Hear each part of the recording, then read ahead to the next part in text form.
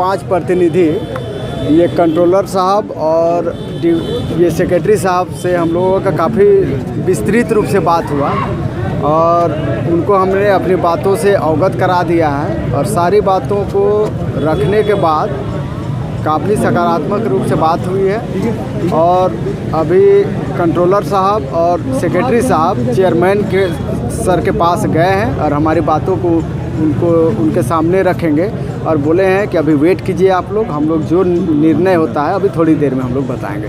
तो अभी भी चूँकि कल से एग्ज़ाम है, लेकिन अभी तक आयोग के द्वारा ये जो यहाँ परिस्थिति उत्पन्न हुई है उसके बारे में कोई हमारी जो संशय है उसको अभी तक स्पष्ट नहीं किया गया है। हम लोगों ने स्पष्ट तौर पे कंट्रोलर साहब और सेक्रेटरी साहब को कह दिया है कि जब तक भी कल का एग्ज़ाम को स्थगित करके जो हम लोग आरोप लगा रहे हैं, जैसा कि ये विगत 10-12 दिन से चला रहा है जो हमारे आरोप हैं, उस पर जब तक भी उच्च स्तरीय जाँच कमेटी गठित करके उसका जांच नहीं हो जाता है और कल का एग्ज़ाम को स्थगित करने का जो मांग किए हैं वो स्थिति अभी भी कायम है। और आयोग के द्वारा अभी हमको लगता है कि उनकी वार्ता के बाद हम लोगों को कुछ सूचना दी जाएगी, उसके बाद ही हम आप लोगों को कुछ अपडेट कर सकते हैं। आयोग क्या बताया? ये हम लोग अभी जैसे हम लोग बातचीत किए हैं उसके बाद वो ये अध्यक्ष महोदय के यहाँ गए हैं और हम लोगों को आश्वासन दिया गया है कि आप लोगों का बातों पर हम लोग विचार कर रहे हैं और आप लोग बाहर रहिए शांतिपूर्वक, हम लोग आप लोग को सूचना देंगे। लेकिन अगर हम लोगों का मांग पर सहानुभूतिपूर्वक, क्योंकि हम लोग का मांग जायज़ है, हम लोग कहीं गलत नहीं है, हम लोग के पास एविडेंस है और कंट्रोलर साहब और सेक्रेटरी साहब ने ये उठाया भी बात कि ये आपके पास कैसे आया, तो हमने कहा कि ये आपकी कमी है।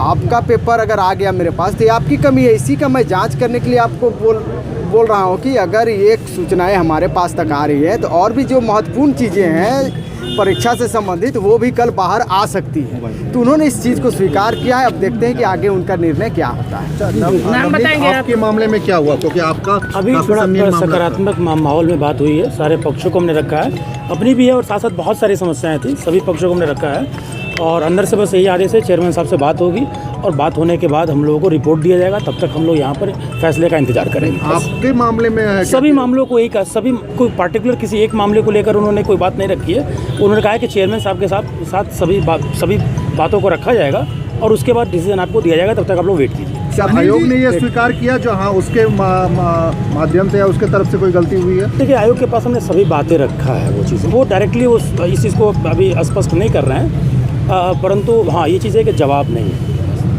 ठीक, चल। ये क्या बोला गया है तो आयोग के सामने हम लोगों ने अपनी सारी बातों को रख दिया। हमने साफ कहा है कि और उन्होंने हाईकोर्ट जो कल माननीय हाईकोर्ट में हम लोग का सुनवाई भी है, तो हमने स्पष्ट कर दिया है आयोग को कि आयोग जो हाईकोर्ट में मामला है उससे हम लोग उस चीज़ का बात ही नहीं कर रहे हैं। चूँकि मैं भी जान रहा हूँ कि जो मामला माननीय उच्च न्यायालय में कल विचाराधीन है उसके बारे में हम कुछ बात करने की स्थिति में नहीं है। हमने स्पष्ट कर दिया है कि हमारी जो मांगे हैं वो कोई मामला कोर्ट में बनता ही नहीं है। हम जो इस दरमियान को आयोग के द्वारा जो अनियमितता बरती गई है उसके बारे में हम आयोग से न्याय चाह रहे हैं, न कि न्यायालय। इस मैटर को हम लोग न्यायालय में लेके गए, अभी तक गए नहीं।